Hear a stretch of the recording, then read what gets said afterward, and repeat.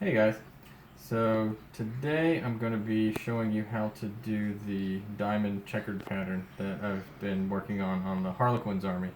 And for that I'm going to use just a piece of plastic card to kind of show you the technique because it's kind of hard to see what you have on the model and work on that at the same time. So I've already primed up this piece and I'm going to lay down a base of Sick Green. I'm using a Winsor Newton Series 7 size 4, same size that I used in the last video to do the base for the swirls. Again, it's a pretty good coat and paint, the Sick Green. I just gotta wait for it to dry and put on another coat.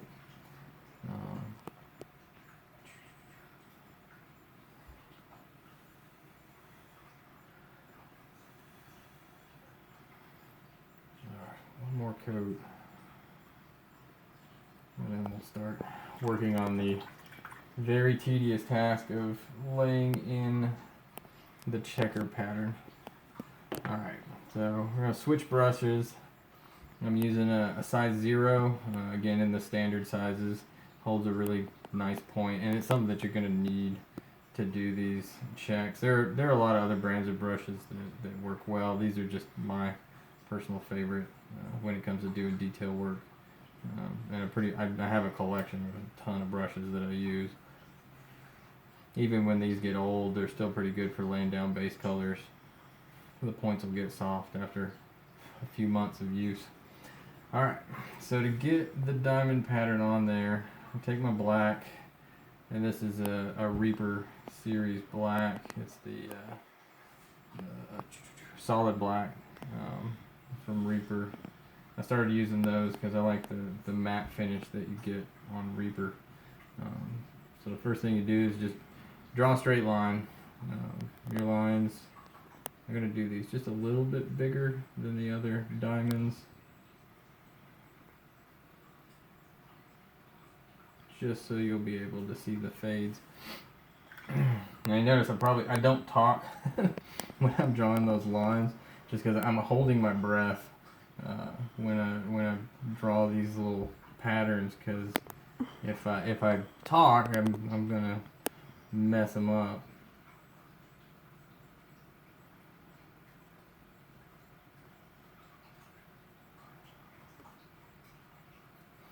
Alright, so we got a nice little 9 pattern of diamonds there. That's the same thing I do on the model. I take just a little bit of half thinned black paint, get a quick diamond pattern on there. If we're going around an arm or something, sometimes you have to vary the size of the diamond. If your patterns don't match up, like on the back side of an arm or under a leg, you can always use shadow to kind of hide that. You don't have to make sure that your pattern matches up, and sometimes you're just not going to see that part on the model. Even if you turn it upside down, there's going to be like a weapon or a piece of cloth in the way that you don't need. So I'll do these 4 diamonds in our solid black. So what I do is go in, fill them in. Again, it's pretty hard detail work, so if my brush is on the model, it's hard to talk. But I'll try and give you as much information as possible on how to get these in. Now, the thing you notice about painting the black diamonds in is that the connection point where the 2 diamonds hit is going to be kind of soft. So I'm actually going to go back in with my Sick Green, and I'm going to make the green diamonds a little bit bigger. That way the diamond pattern looks a little sharper. I've noticed some people have done diamond patterns, and I've also done it on the Harlequin model, where the solid line that runs between the diamond is also kind of its own shape and pattern. But we're just going to do the diamonds this time, without the thick border line that runs between them. So turning this over, I'm going to sharpen up this green diamond a little bit. All I'm doing is basically taking out that little guideline that I put in.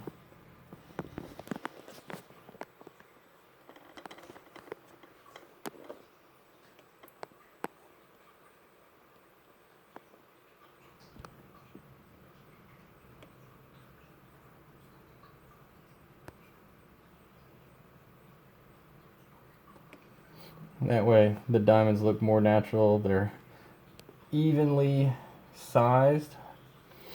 And if you go over when you're working with this, don't worry. Again, they're acrylics. They're meant to be coated over again.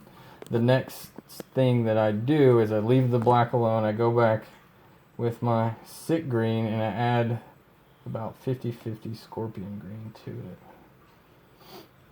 This is going to be my medium highlight. And I do this pretty thick. I don't really water this down very much. I just make sure that I got a good point on my brush. And I take the bottom half of this diamond and add a highlight. And I feather it in.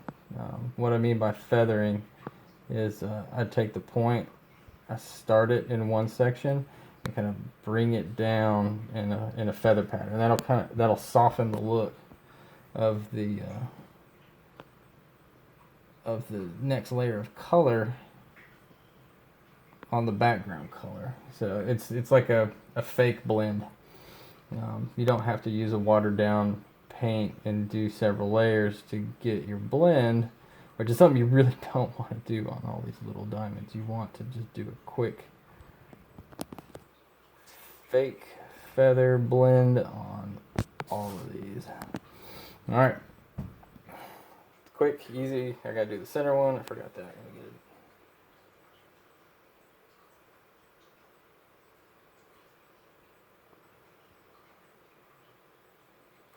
All right, now move up. Pure scorpion green for our next highlight.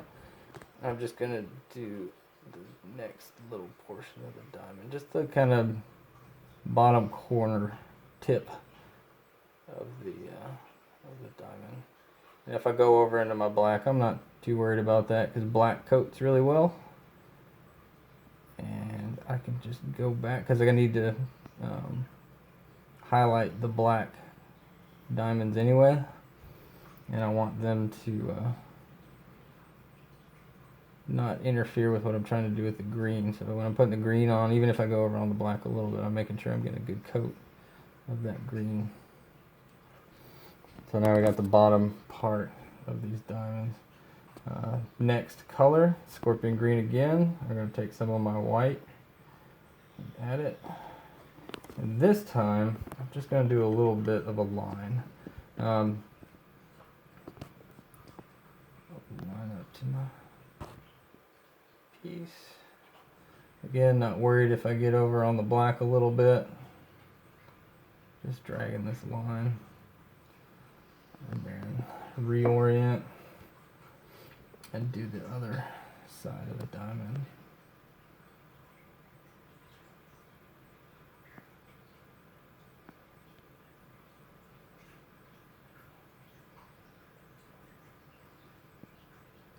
Alright, that'll be the green diamonds done. So now I'm going to take my black. I'm going to add a little bit of magic blue to it. I don't want too much because any little bit of color that you add to black is going to really brighten it up. I'll go in. I'm going to do the same thing that I did with the first highlight layer, the green, and just feather the bottom of these little diamonds. And at the same time, try and clean up any edges where I got a little bit of my green over. That's the first layer. And then for these, I take a little bit of white and add it to the black. I don't do as many layers on the black because I don't really want to bring it up too much. I want that nice contrast. And I do the same thing that I did on the green and I add a line.